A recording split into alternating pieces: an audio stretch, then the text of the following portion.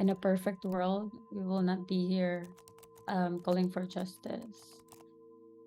In a perfect world, we'll not be here as a climate activist. In a perfect world, I'll just be busy reaching my dreams. Um, I will not be afraid of dreaming because those are, you know, this is a free world. We can dream. But because of climate crisis, I feel like in my case, I'm fighting for the safety of my family and my community. I grew up in a very beautiful, remote island in the Philippines. We are a coastal island, a fishing community at the end of a peninsula facing the Pacific Ocean. But my childhood, aside from being always in the front line of every other disaster, my childhood is full of fun because I can just run in the beach, in the white beach, on the shoreline, get seashells, get fishes. If it's low tide, I will just get it and then bring it back to our family for the next meal. I was used to an area, a community that is sharing the resources, giving to each other, looking out for each other. The Philippines experience an average of 21 typhoons per year. So when I was a child, I thought that evacuating and fleeing every time there is a typhoon is normal. It is a way of life.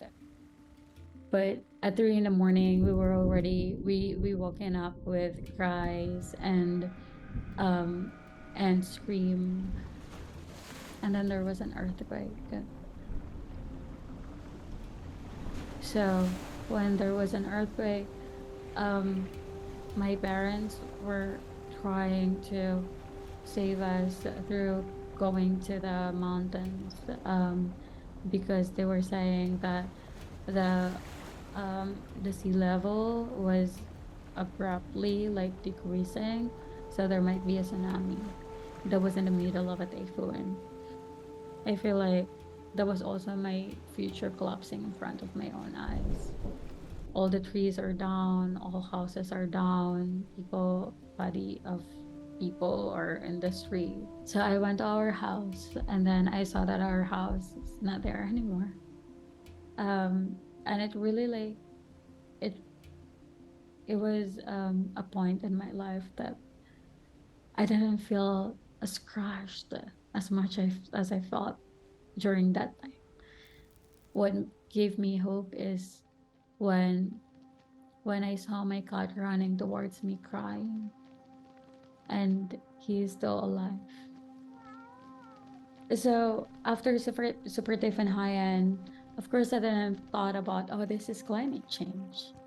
So a lot of people thought that we were all dead because we are in the very end of a peninsula that is facing the Pacific Ocean. We didn't have a house, we didn't have clean food, we didn't have clean water. We were just literally like getting what we could get from the ocean. Also, the ocean was full of dead bodies. So, like the canned goods, like everything that was floating.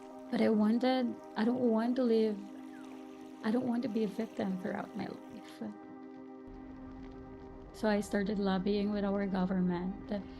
I started with our local government unit, and in 2015, I joined collective of fishermen, farmers, community people, community members, youth from around the Philippines to submit a landmark petition to the Commission on Human Rights in the Philippines. Different climate activists from around the Philippines gathered.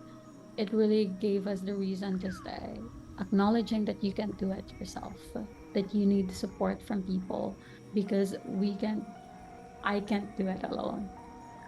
We can't do it alone. We need everybody to be on board. And I think that's just the beauty of it. The beauty is not we're fighting together. We are breaking our hearts together.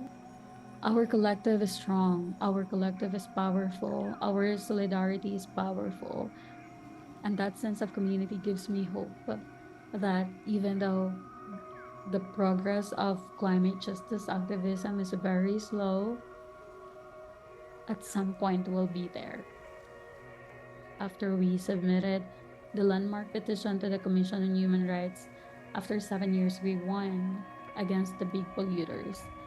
It was, it really was a manifestation that even if we're just community members, even if we are just youth, even if we're just fishermen and farmers, we can take a giants. We can take these corporations down. Climate crisis needs collective action, and that involves everyone to be in it, even if you are not an activist.